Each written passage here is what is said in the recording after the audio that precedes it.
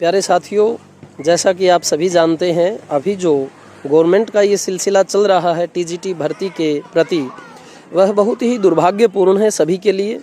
और अगर देखा जाए तो गवर्नमेंटों की जो आजकल संकीर्ण नीतियां हैं भर्तियों के प्रति, उनके मापदंडों के प्रति, वह बहुत ही निम्न स्तर की है, क्योंकि वह निर्धारित करते हैं आजकल कुछ ऐसा कि जिससे औरों को बहुत ज़्यादा खामियाजा भुगतना पड़ता है। जैसे कि वो कहते हैं कि 1,80,000 से जिनकी इनकम कम थी उन्हें 5 नंबर दिए जाएंगे। ये आरक्षण देते हैं जातियों के ऊपर, जो बहुत ही कह सकते हैं कि दुर्भाग्यपूर्ण है। शिक्षितों के साथ ऐसा करना कि उनकी जात के हिसाब से आप उनके वर्ग बनवाएं, बहुत गलत है।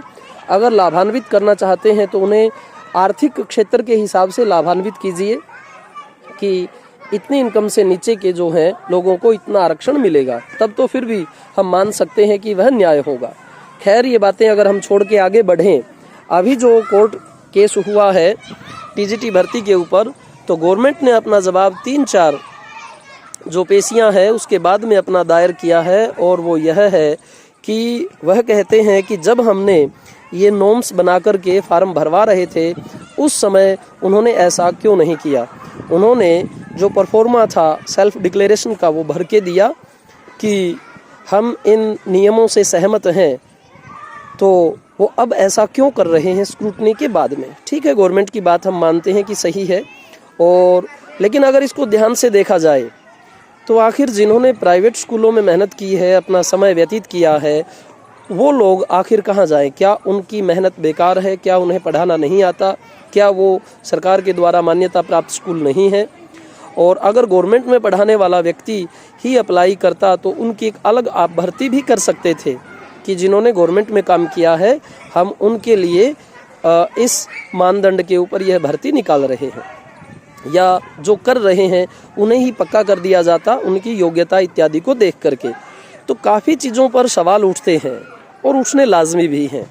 इस सरकार ने पहले भी जब आरोही स्कूल की भर्ती की थी पीछे वाले पार्ट में, तो इन्होंने परफॉर्मे भी निकाले, लोगों ने भरे भी, एग्ज़ाम भी दे करके आए, लेकिन इसके बाद भी उन्होंने जो है चुनावों के नज़दीक यह कहा कि आगे आने वाले समय में हम पुनः जो है इसको नियुक्ति दे देंगे।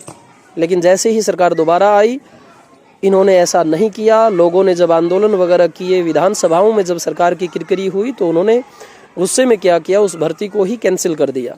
कितनी दुर्भाग्यपूर्ण बात है कि लोग फार्म भरें, पेपर दे के आएँ, उनका आर्थिक शोषण भी हो, मानसिक प्रताड़ित भी वो हों, लेकिन इनको ना कोई कहने वाला है, ना इनको कोई फाइन लगाने वाला है, ना इनके किसी जुम्मेवार व्यक्ति को जेल होती है, ना उसकी रिकवरी होती है। अगर ऐसा कर दिया जाए कि जो इस तरह का जुम्मेवार होता है उसे कठोर दंड दिया जाए, तो भविष्य में जो ये मापदंड बनाने वाले लोग हैं इनको सबक मिले।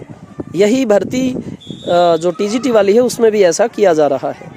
अब आगे से आगे तारीखें दी जा रही हैं, फिर जो है इलेक्शन नज़दीक होने के कारण शायद ये यूँ सोचें कि अभी 7,000 प्लस लोगों को अगर लगाते हैं तो उतने ही वोट मिलेंगे। अगर इन्हें नहीं लगाते हैं, इन्हें सिर्फ एक हम ये लॉलीपॉप वगैरह दे देते हैं कि आगे आते ही हम ऐसा करेंगे, तो शायद हमें वोट भी ज़्यादा मिल जाएं, क्योंकि लोग ये सोच लें कि जो इसके इर्द गिर्द हैं 7,000 प्लस, लगभग 7 और मान लो, तो हमें रिजल्ट ना देने से 14,000 लोगों के वोटों का फ़ायदा हो सकता है, अभी सिर्फ 7 का ही या समथिंग का होगा।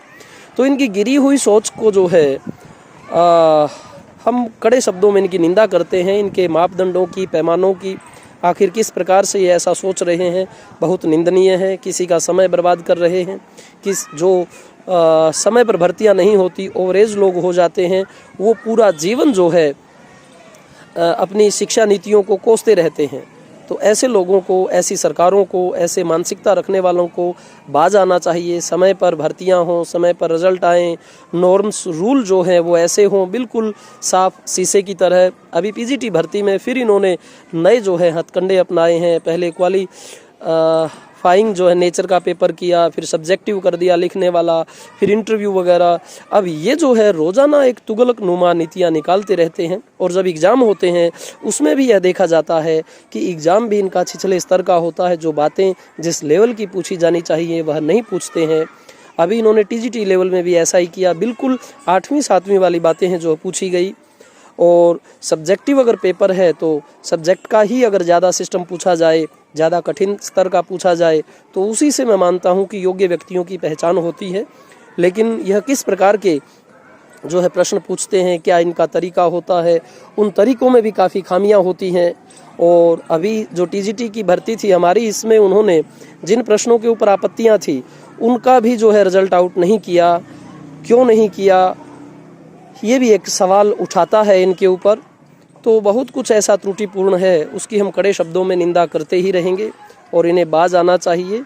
इन्हें एक मानवीय स्तर पर, एक शैक्षिक स्तर पर सोचना चाहिए ऐसे अभ्यर्थियों का कि कैसे चुनाव किया जाए, कैसे उनका सिलेक्शन हो, कैसे नियुक्ति की जो नीतियां हैं, मानदंड हैं, उनके ऊपर विचार विमर्श करके फिर कुछ ऐसा करना चाहिए। और मुझे जो है इनके रवैये के ऊपर देखकर तो यही लगता है कि शायद ये भर्ती, जिसको कहते हैं गई भैंस पानी में, वैसा ही हाल होगा। क्योंकि ये जवाब जो है वो भी अपना दायर 3-4 पेशियों के बाद में कर रहे हैं और उस पर भी सुनवाई नहीं हो पाती।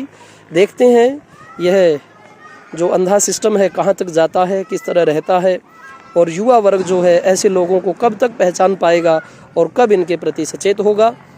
आपको हमारी बातें अच्छी लगी या जो भी आपका कमेंट है वह प्रशंसनीय होगा, प्रोत्साहित करेगा, आप अवश्य दें, अपनी पीड़ा को व्यक्त करें। धन्यवाद।